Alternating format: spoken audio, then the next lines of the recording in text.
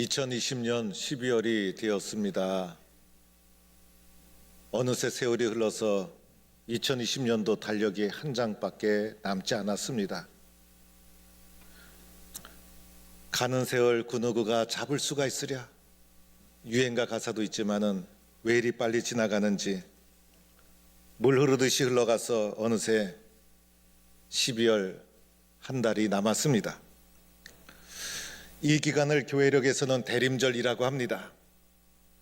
성탄절 앞에 둔 넉 주간의 기간을 다시 오시는 예수님을 간절히 소망하며 기다리는 절기입니다. 아무리 힘들고 어려워도, 고난과 시련이 우리 삶 속에 계속 밀려와도 낙심하지 말고 소망을 가지고 다시 오시는 주님을 믿음과 소망으로 기다리는 절기. 이번 성탄절에 코로나로 인하여 지치고 상한 우리들의 심령과 그리고 여러분의 가정과 사업장 위에 다시 오시는 주님으로 인하여 회복과 기쁨과 은혜가 갑절로 넘치기를 축원합니다. 마태복음 24장 25장은 마지막 때를 염두에 둔 예수님의 종말론적인 말씀이 집중되어 나오고 있습니다. 그 중에서도 마태복음 25장에서는 종말론적인 예수님 오심을 기다리는 성도들의 자세에 대해서 비유로 예수님이 말씀해 주시는데, 마태복음 25장의 비유가 세 가지가 등장하는데 오늘 그 중에 열처녀 비유가 첫 번째 등장하는 비유입니다. 대림절이 되면 이 말씀을 한 번쯤은 묵상하고 또 이 말씀이 주는 교훈을 상기하게 되는 대림절에 꼭 읽어야 될 본문의 말씀입니다. 오늘 말씀 1절에 보면 그때의 천국은 이라고 말씀이 시작됩니다. 그때라는 것은 예수님 오실 때를 가리키는 것이고, 천국은 이라고 하면서 혼인잔치에 비유해서 예수님 오심으로 이 땅에 임한 하나님 나라 천국에 대해서 말씀을 진행합니다.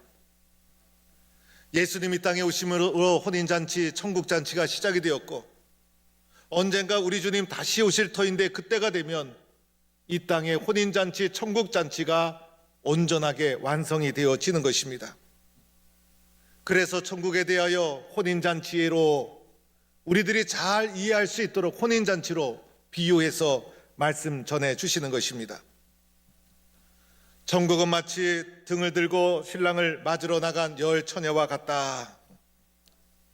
천국잔치에 오늘 등장하는 신랑은 바로 예수님으로 설명할 수가 있습니다. 마지막 때에 신랑 되신 예수님이 오시는데 그 예수님 맞이하기 위해서 나간 열 처녀와 같다는 것입니다. 여기서 유대인의 결혼 풍습을 조금은 생각해 볼 필요가 있어요. 유대인들의 결혼은 우리보다 더 절대적이고 엄중한 가치를 부여했어요. 하나님 안에서의 계약으로 그들이 받아들였던 것입니다. 그래서 결혼에 대해서 절대적인 가치를 부여하고 그것을 아주 성대한 잔치로 그들은 치렀던 것입니다. 결혼식이 주로 밤에 진행이 되었어요. 낮에 진행되면 덥기도 했지만은 그들의 시간 개념이 밤부터 하루가 시작된다라는 시간 개념을 가지고 있어서 하루의 시작이 되는 밤에 결혼 예식이 진행됩니다.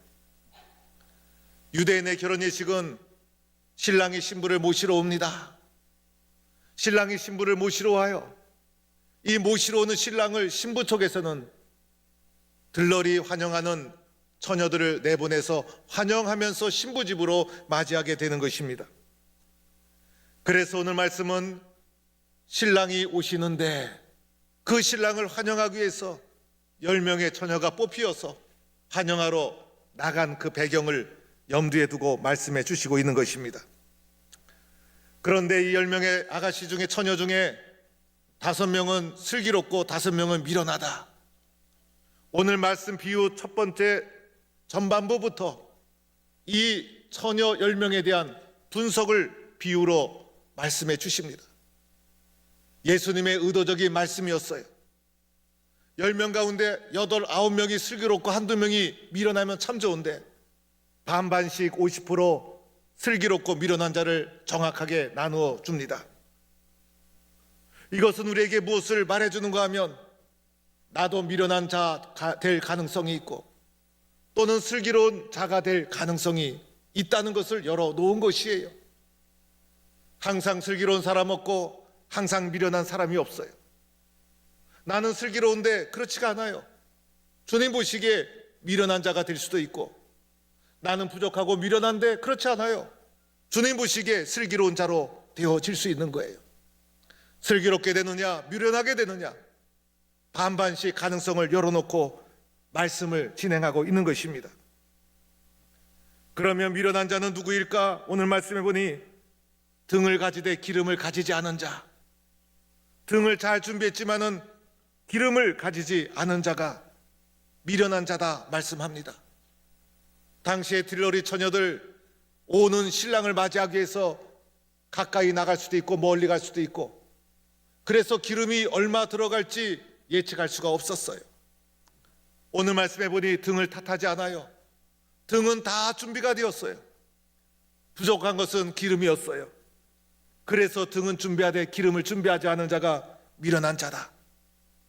그런데 슬기로운 자는 등과 기름을 함께 준비한 사람, 더하여 기름을 준비하되 그릇에 기름을 듬뿍 담아서 넉넉하게 준비한 사람, 슬기로운 처녀다라고 우리에게 말씀해 주고 있어요. 그런데 이렇게 슬기로운 자, 미련한 자, 지금은 분간할 수 없지만은 이 10명의 처녀가 환영하기 위해서 등을 들고 딱 나갔는데, 이 10명의 처녀를 슬기롭고 미련한 자로 확연히 결정짓게 된 사건이 일어나게 됩니다. 그것은 바로 신랑이 더디 오게 된 사건이었어요. 오시기로 한 신랑이 오지 않는 거예요. 신랑이 더디 오는 것이었어요. 도착할 시간이 지났는데 도착하지 않습니다. 아주 긴 시간이 흘러갑니다. 기다려도 신랑이 오지 않아요. 목 빠지게 기다려도 신랑 그림자도 보이지 않는 거예요. 기다림이라는 것은 얼마나 어렵습니까? 기다림에는 인내가 필요하고, 기다림은 참으로 고통스럽고 어려운 기간입니다. 기다림에 지치고 지쳐서 마침내 졸기 시작하고, 밤중이다 보니 견디다 못해 깊은 잠에 빠지고 맙니다. 기다림에 지쳐서 깊은 잠에 빠지는데 슬기로운 자, 미련한 자 구분이 없어요. 모든 사람이 지치고 피곤하면 잠에 빠지는 것이 당연한 것. 그래서 슬기롭고 지혜로운 자가, 미련한 자가 다 깊은 잠에 빠지고 말았습니다. 기다리다 지쳐서 깊은 잠에 빠졌다는 것은 우리들에게 경고하고 암시하는 교훈이 있죠. 초대교회 성도들 예수님 곧 재림할 줄 알았어요.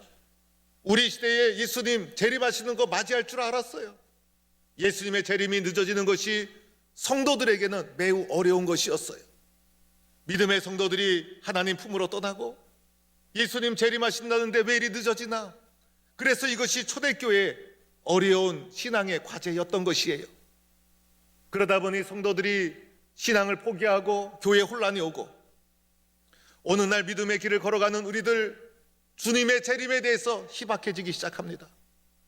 그러다 보니 나태해지고 게을러지고 교회가 잠들기 시작합니다. 영적인 깊은 잠에 빠집니다. 주님이 다시 오신다는 사실을 망각합니다.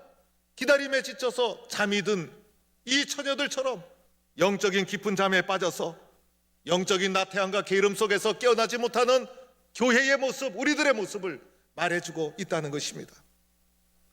바로 그때 한밤중에 소리가 납니다. 신랑이로다 맞으러 나오라. 갑자기 이 소리가 들려지는 거예요. 여러 정황으로 봐서 오늘 본문에 갑자기란 단어가 나타나 있지 않지만은 한밤중에 갑자기 불현듯 이 소리가 외치게 된 것이었어요. 이렇게 한밤중에 신랑이로다, 예수님 오셨다, 이 소리가 나타나니 잠자던 처녀들이 얼마나 깜짝 놀랐겠어요. 얼른 일어나서 등불을 켜고 준비하고, 그런데 미련한 자의 등불에는 기름이 없었어요. 우리 등불이 꺼져가니, 맨 처음에는 기름이 좀 있었어요. 그러나 등불이 꺼져가니 어떡합니까? 옆에 보니 기름이 잔뜩 있는 슬기로운 처녀에게 기름 좀 구워달라, 기름 좀 빌려달라. 그러자 슬기로운 처녀가 우리의 쓸 것도 부족하다, 차라리 기름 파는 곳에 가서 너희 쓸 것을 사와라. 슬기로운 처녀가 좀 매정하고 심한 듯하지만은 여긴 다 이유가 있는 거예요. 여긴 다 이유가 있는 거예요. 이 기름은 나눠줄 수 없는 기름이었던 거예요. 할 수 없이 미련한 처녀들이 기름을 사러 간 사이에 등을 준비하고 밤새도록 기다리고 수고했음에도 불구하고 그 잠깐 사이에, 그 순간에 슬기로운 처녀와 신랑 되신 예수님 혼인잔치에 들어가고 문이 철커덕 닫히고 말았다는 것입니다. 미련한 처녀들이 뒤늦게 와서 문이 닫혀 있으니 어떡하겠어요? 혼인잔치에 들어갈 수 없고 문고리를 잡고 울부짖고 주여 주여 우리에게 열어주소서, 주여 주여 우리에게 열어주소서 문 밖에서 울부짖는 소리가 그치지 않았을 것입니다. 문이 닫히고 나면 얼마나 억울할까, 얼마나 가혹할까. 가혹한 결과가 등을 가지고 밤새도록 기다렸음에도 불구하고 처참하고 가혹한 결과가 그들에게 주어지고 말았어요. 저도 어렸을 때 또 예수 믿다 보면 이런 마음이 들어올 때 있죠. 죄 짓고 잘못하게 되면 혹시 문 닫히면 어떡할까? 혹시 하나님이 나를 받아주지 않으면 어떡할까? 그런 마음이 어릴 적에 제 마음속에 들어왔던 적이 있었어요. 그러다 보면 다시 기도하고 마음을 다시 잡고 그랬던 적이 있었는데, 문이 닫힌다는 것, 거부당한다는 것이 얼마나 가혹한 결과입니까? 사랑하는 성도 여러분, 오늘 이 말씀은요 일반 대중들에게 해주신 말씀이 아니에요. 마지막 때에 다시 오시는 주님을 맞이하는 태도, 믿는 사람들, 제자들에게 해주신 말씀이에요. 오늘 여기 미련한 처녀들 불신자가 아니라는 사실이에요. 오늘 미련한 처녀는 예수 잘 믿는, 교회 잘 나오는 사람들이었어요. 그래서 10명의 선발이 되었던 것이고, 등을 들고 대표해서 신랑 되신 예수님을 맞이하러 나가는 10처녀 속에 끼어들게 되었던 것이에요. 어쩌면 열심히 있는 교인이었고 어쩌면 열심히 있는 사람이었어요. 그런데 오늘 말씀해 보니 결과가 처참했어요. 문은 닫히고 미련한 자로 규정이 되고 말았어요. 그동안의 그 많은 수고가 다 헛된 것으로 무너지고 말았어요. 더 비참한 말씀을 듣게 되죠. 내가 너를 알지 못하노라. 문 안에서 들려오시는 예수님의 음성, 내가 너를 알지 못하노라, 내가 너를 알지 못하노라. 비극적인 결론, 가슴 아픈 결론으로 말씀이 끝납니다. 오늘 우리는 이 실패의 교훈을 잊지 말아야 됩니다. 실패를 통해서 배워야 됩니다. 왜 이 사람들은 10처녀에 낄 정도로 열심히 있었음에도 불구하고 미련한 자가 되어서 이렇게 비참한 결과를 맞이하게 되었을까? 이렇게 처참한 결론으로 끝나게 되었을까? 실패로부터 배우지 못하면 성장하지 못합니다. 실패를 빼앗게 나의 실패로 바라보면서 실패를 통해서 우리는 배워야 하는 것이에요. 오늘 말씀 전체의 결론은 13절 말씀, 이 처절한 실패를 보면서 오늘 처녀들, 미련한 처녀들에게 주어진 11절 12절, 주여 주여 우리에게 열어주소서, 내가 너희를 알지 못하노라. 이 충격적이고 비참한 실패를 보면서 13절의 결론을 보아야 합니다. 우리 13절 결론 함께 읽겠는데 11절 12절의 처절한 실패를 딛고 13절을 보아야 합니다. 우리 13절 오늘 말씀 전체에 우리에게 주시는 결론적인 교훈의 말씀, 우리가 마지막 때에 어떻게 살아야 될지를 가르쳐주는 주의 음성, 13절 말씀을 나에게 주시는 말씀으로 다 같이 읽어보도록 하겠습니다. 시작. 그런즉 깨어 있으라. 너희는 그날과 그때를 알지 못하느니라. 한 번 더 읽겠습니다. 시작. 그런즉 깨어 있으라. 너희는 그날과 그때를 알지 못하느니라. 오늘 말씀은 유대의 결혼식 장면, 거기서 일어난 에피소드를 말해주기 위해서 우리에게 비유로 말씀한 것이 절대로 아니에요. 오늘 말씀 속에 그날과 그때를 알지 못하느니라, 이 말씀 속에는 그날과 그때는 반드시 있다는 것을 염두에 둔 말씀이에요. 예수님의 재림에 대해서 성경의 여러 곳에서 말씀해 주세요. 초대교회 성도들은 그때 그 시절 예수님이 다시 오실 줄 알았어요. 그런데 성경에 쭉 살펴보면 재림에 대한 특징 두 가지가 있어요. 그것은 반드시 있다는 거예요. 반드시 있다는 거예요. 오늘 그날과 그때도 반드시 있다는 것을 염두에 둔 거예요. 또 하나의 특징이 있다면 갑자기 재림이 임하시는 거예요. 오늘도 한밤중에 오듯이 갑자기 도둑처럼 예수님 갑자기 어느 날 오시는 거예요. 그날과 그때를 알지 못하느니라. 이 말씀 속에는 반드시 있다, 갑자기 있다, 이 두 가지를 염두에 두고 말씀하고 있는 거예요. 반드시 있다, 갑자기 있다, 이 주님 앞에 우리가 가져야 될 태도, 깨어 있어라, 깨어 있어라, 이것이 우리에게 주시는 말씀입니다. 그런데 가만히 생각해 봅시다. 슬기로운 자가 깨어 있었습니까? 슬기로운 자 잠자고 있지 않았습니까? 미련한 자와 슬기로운 자 다 잠자고 있었어요. 기다리다 지쳐서 피곤해서 졸고 잠자는 것 자연적인 현상. 그래서 슬기로운 자도 다 잠자고 있었는데 갑자기 마지막에 와서 깨어 있으라. 이것이 무슨 말일까? 신랑이 한밤중에 갑자기 왔을 때 슬기로운 자도 깊은 잠에 빠져 있지 않았습니까? 그러함에도 불구하고 슬기로운 자가 되고 신랑을 맞이할 수 있었던 이유, 준비되어 있었기 때문이었어요. 준비가 달랐어요. 준비물에서 차이가 났다는 것입니다. 그래서 오늘 깨어있으라라는 것은 준비하라, 깨어있으라라는 것은 준비하라, 이 말씀을 말하고 있는 거예요. 지혜로운 처녀, 슬기로운 처녀, 슬기로운 처와 미련한 처녀가 갈라지는 것, 잠들었기 때문이 아니라 준비가 잘 되어 있느냐, 여기에서 갈라지게 된 것이었어요. 오늘 신랑 되신 예수님 맞이하기 위해서 그들이 나갈 때 준비한 것이 두 가지였어요. 하나는 등, 하나는 기름. 그런데 등은 10명이 똑같이 준비가 되었어요. 그래서 오늘 말씀의 초점은 등에 있지 않아요. 등의 모양, 등의 크기, 이런 것 성경이 주목하지 않아요. 오늘 말씀에서 슬기로운 자와 미련한 자를 구분하는 결정적인 차이, 기름의 차이에서 나왔다는 것입니다.